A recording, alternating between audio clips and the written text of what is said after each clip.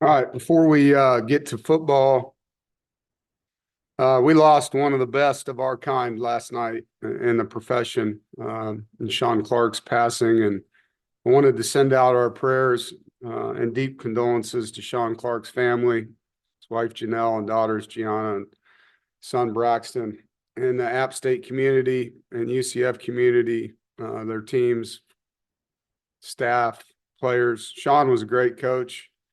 He's a better man and a good friend, a man that loved his family, his players, and he loved the game and the brotherhood. And that's what this is. It's a brotherhood, this fraternity of coaching. And over the years, I've been able to, have the privilege of getting to know Sean and meeting his wife. And we've become good friends. When my son Jacob moved in at App State, Sean reached out, asked for his phone number, called him on the phone, picked him up, took him to lunch. Hadn't met him his whole life. It's just the kind of guy he was. And got to see him at a lot of events. He used to come over here and hang out in clinic, went fishing together. And it's just a great human being, and it's a massive loss. And we're praying for his family. I know how hard and how much pain his family's in. And he had a huge impact on so many people, that'll have a generational feel for all the players he's helped and mentored and staff that he's mentored and community that he was such a huge part of there in Boone as a player and a coach. And it's sad, when you lose somebody like that. And he'll be missed. And I know his legacy will be felt for generations to come. And we're praying for Janelle and her family and for the communities that lost Sean. 50 years old is too young. And we love you and we miss you. Moving on, we had a tough loss, Saturday at Duke, and it was a game that we totally had an opportunity to win.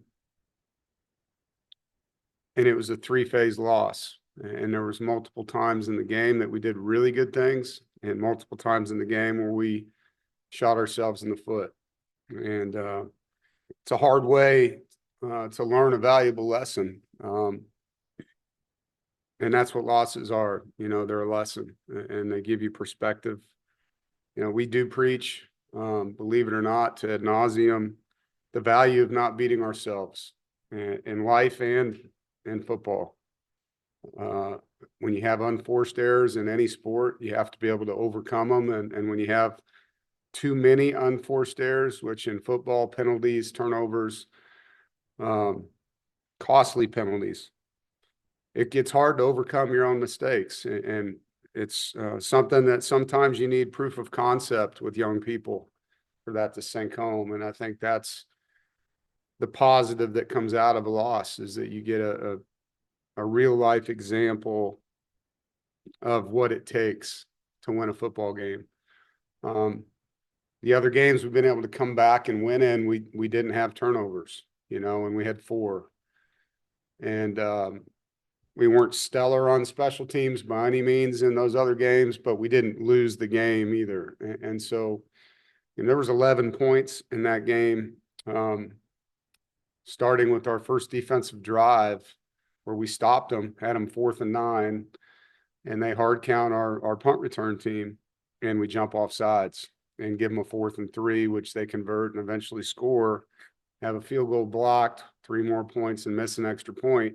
It's 11 points, that normally in a game, your special teams wouldn't have that kind of impact on the scoreboard. And unfortunately, in this game, it did. It was the first time in my coaching career as a head coach that I've had a field goal blocked in a game. And so something that, and a missed extra point, haven't had that either. So, it was a tough night, and we did a lot of good things, but not enough. And so, Duke deserves credit for making the plays. They beat us. At the same time, we know that we beat ourselves and gave them a big help in that process. But I do know that things like this can propel your football team. It really digs, cements in a lot of messaging that's been given on the importance of understanding it and not just hearing it, but absorbing it and putting it into action in your focus as a player. Offensively, we were really good at moving the football. We had passed for over 350 yards, and CJ threw a lot of nice passes. The skill guys made good catches for him. Terrell Anderson obviously had a big game. Hollywood continues to be an explosive player. We had 11 explosive plays. 2 of them were big touchdowns.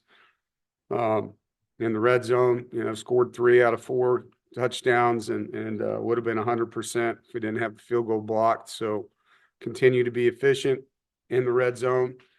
Short yardage continues to be a strength. Getting, 3rd and 1s, 4th and 1s in games to extend drives. And obviously the fake punt was part of that. On first down, we're averaging over 5 yards, per play, which is really efficient. And we improved on 3rd down in medium and 3rd down long on offense, which was a goal. We scored 33 points. And, when you only go out on the field with your punt team one time, you're doing some good things. And obviously the turnovers were the tell of the game because it led to some short fields for our defense. They only had like 100 yards in the first half, but they're able to score 21 points because of the field position. And so, that was a big part of what happened. We built a lead, let them come back.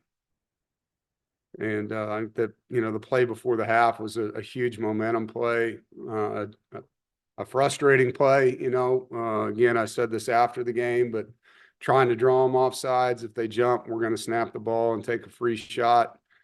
We thought that their defensive end was in the neutral zone. The official didn't, and unfortunately, we threw the ball to them.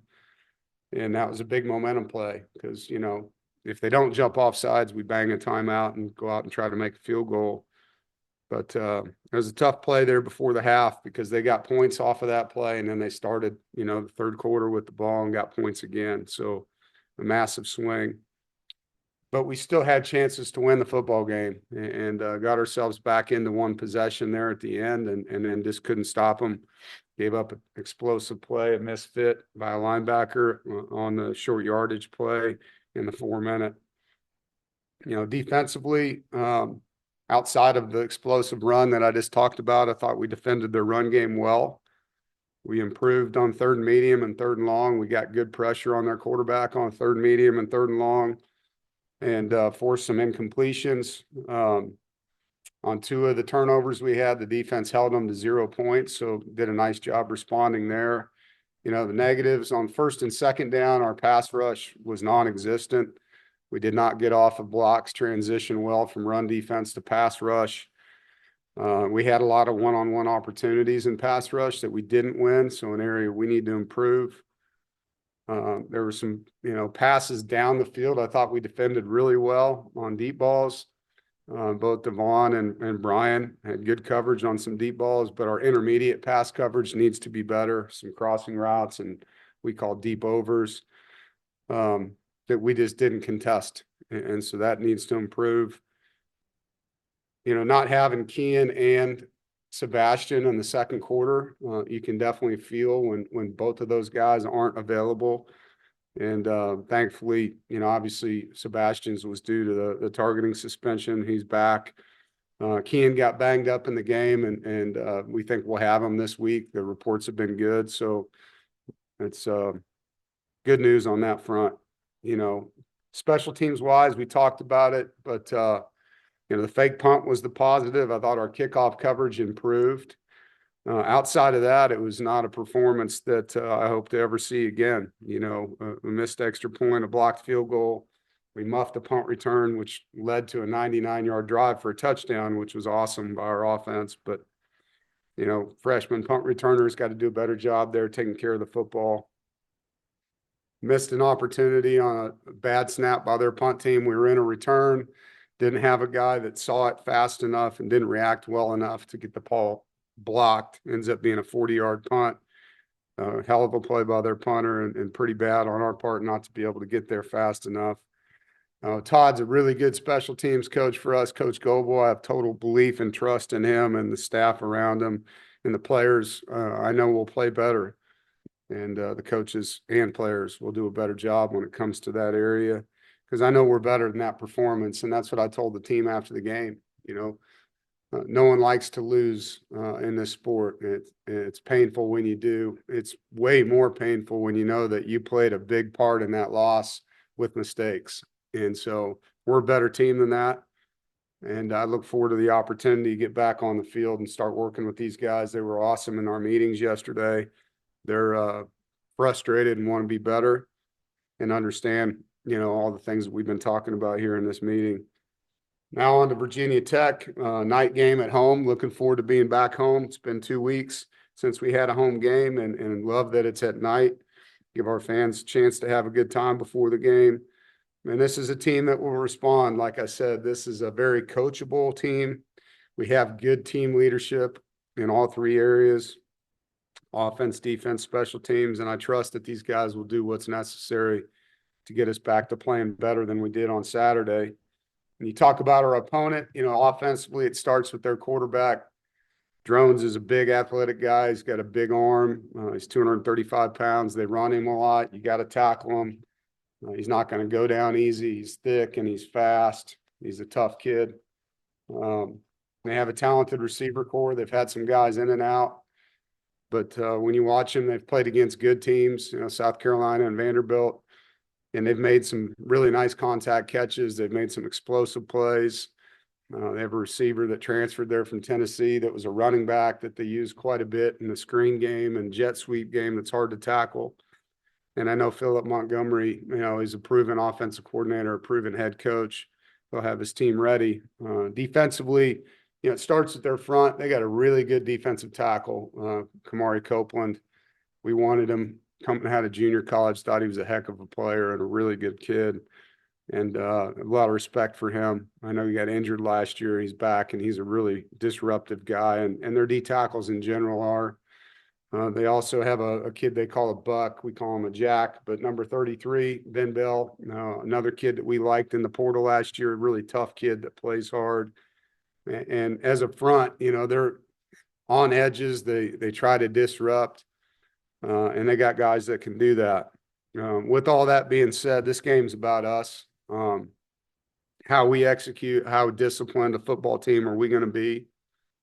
And that's the area we have to embrace. We've got a bunch of good kids that want to do well, that have to really focus hard, and coaches helping them focus hard on the fine details of the game plan and understanding how important each one of them is.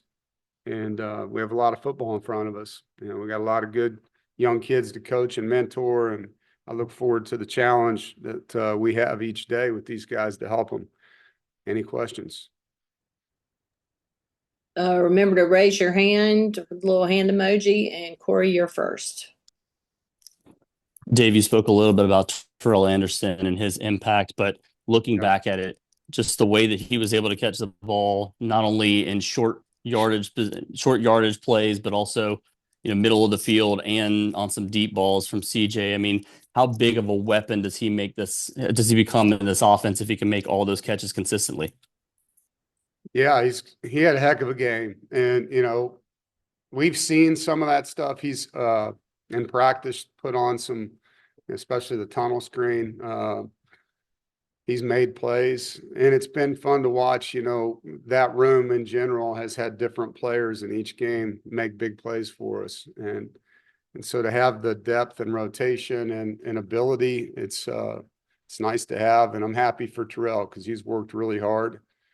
And a couple of those plays were huge plays in the game, field position wise, that really changed our ability to get in the end zone. And obviously we talk about starting fast. I mean, third play of the game to rip off a screen like that for a touchdown. It was great to see him do that. Rob? Yes, sir. When you looked at the film and you saw you mentioned there's been 3 times this year where y'all have loaded the box and the other team exploded, and number 4 did that for Duke. When you looked at the film, what did you see? I saw a linebacker that has to fit the A gap, not do it.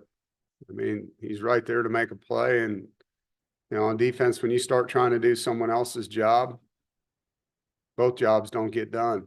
And So, you know, in each one of these, we've had 3 explosive runs and a pass this year in short yardage, whether it was 3rd and 1 or 4th and 1. There's been a person at the point of attack that can make the play, and it's been different guys, and it's been different calls. And so, you know, the guys got to do a better job of executing in that situation. You know, those are must-stop situations, and sometimes guys try to do more than they need to do. Just fit your gap where you're supposed to fit and make a play. And, you know, one of the plays like UVA game, we had a guy come downhill and hit the safety, hit him on the line of scrimmage, missed the tackle. In this game, misfit a gap, and then same thing, they had a 4th and 1 where they threw a play action pass, and, you know, we had a DB covering the receiver that took his eyes off of him, and he double moved him, and there you go.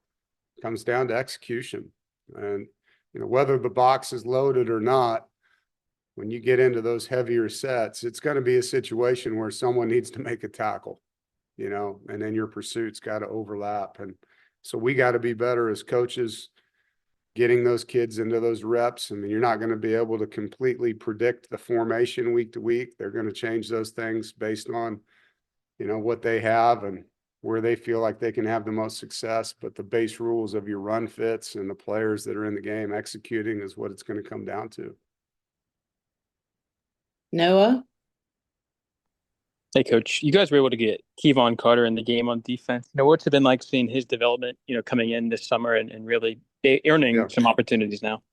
Yeah, he's a really talented young man. He proved to us in training camp that he's a fast learner and can make plays. He did a great job in both our scrimmages, and we told him we were going to play him and get him on special teams. He starts on 2 or 3 of our units now, and that through that time, he would show us whether he's ready or not to play on defense. And, you know, with Kian being banged up in the game and Sebastian being out for the first half, with it being, you know, our 4th game, he's had 3 games of on the field play where he's gotten better and better. And it's an opportunity for us to use our depth and for him to continue to grow in the package, because he's a really talented young player. We're excited about him.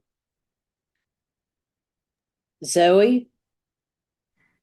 How do you plan to regroup your team while they're going through a hard time on the field? You just stick together. I mean, the first thing you do is you block the outside noise. There's a lot of people, you know, when you lose games that turn on you, and that's what you don't listen to. You know, you turn to each other. You take ownership for the things that you need to be better at, and then you go back to work. And that's the beauty of college football. You know, when that game's over, win or lose, you got about 24 hours to dwell on it, and then you got to move on. And you get about 6 days before you get a chance to get that taste out of your mouth. And so these guys understand. It's not the first time in their life they've lost a game. And so they'll go back to it. And the thing that, you know, they're so mad because they know that they threw it away, you know, with mistakes. And there's going to be a lot of learning in that. And there's going to be a lot of growth in that. And so I'm excited to see those guys come back and be a much better version of themselves. But we got a lot of work to do. You know, habits are formed daily, winning habits and losing habits daily. And that's what we do in practice. You know, you go to practice to build habits as coaches and try to erase bad habits. And it takes repetition and repetition. And players got to be really focused to get the kind of habits you want on and off the field. Murph? Yeah, thanks. First, Dave, sorry for your loss. That really stinks. I wanted to ask about CJ, and they obviously had a huge day passing the ball, you know, finding spots, tons of yards. Then he had the mistakes. How do you talk to him about, you know, you don't want to lose that aggressiveness, but you also want to balance it by taking care of the football? Yeah. Well, the beauty of his kid, you don't have to. He knows. Like, you know, it's the first thing he says to you after the game. And the value of taking care of the ball, making decisions that protect our opportunities to win, and also understanding when you can take chances in the game, you know, and these are all things a young player learns from, and trying to make plays and doing it in a calculated and safe way. There's a fine line there. Fine line. And, you know, the first turnover of the game was the interception, and that was a pass protection. I mean, we got beat on a line stunt up front, which got to his hand, and he wasn't able to finish the throw. And so there's, you know, that one, you know, the other ones, he can definitely in his mind replay those plays and think about what he would do differently, you know. And so he's going to learn from that, like every player on the team does when they make mistakes, and the guys around him got to help him. I always say that, like, turnovers are not the guy that turned the ball over's fault all the time. You know, if you would have blocked somebody a little better, maybe that guy wouldn't have hit the guy carrying the football, right? If you would have ran your route a little bit more like we coached you to do and not cut it short, or took it a little more inside, then the coverage would have been better for us to throw the football in there. And it always goes back to the guy that did it, and I understand that. But there's a lot of people around these guys that are a part of this that can create a better pass pocket for him to throw out of, or run a crisper route in that situation, you know. And so all these things are moments to grow from, and that's what's awesome about CJ. Like, he's the first guy to own anything that he didn't think he did well. And the minute you do that, you give yourself a license to get better. Rob? Yes, sir. How dangerous are teams that make mid-season changes in your coaching experience, and does it make it harder to scout? Yeah, I've seen it go both ways. You know, obviously last year you saw ECU do that, and their team won 5 out of 6 after the change. And so it's hard to say on the scouting side of things, you know, because they've had one game and it wasn't much of a game against Wofford. They blew them out. And so it's hard to say. How much can you change? You know, I think the mindset can change.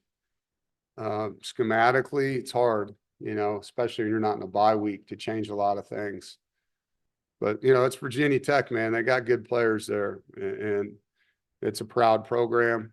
A lot of kids on that team that a lot of teams in the ACC recruited. And so we know we're going to get a fight. Like, we know that. And like I said, that's their responsibility to take care of their team. Mine is to get ours better. And we got to be a lot better on our side, regardless of what they decide to do over there. Noah? Yeah, Coach, you talked about CJ being kind of one of his toughest critics and being the first to own a mistake. How important is that in the development of a young quarterback, of him owning that right away before you even have to say anything? I think it's critical for anybody.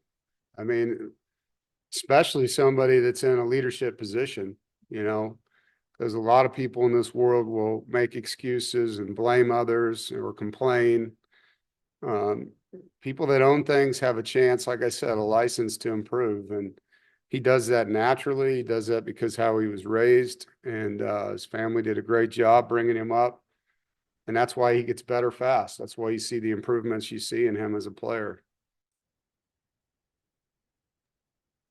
All right, I don't see any other hands up.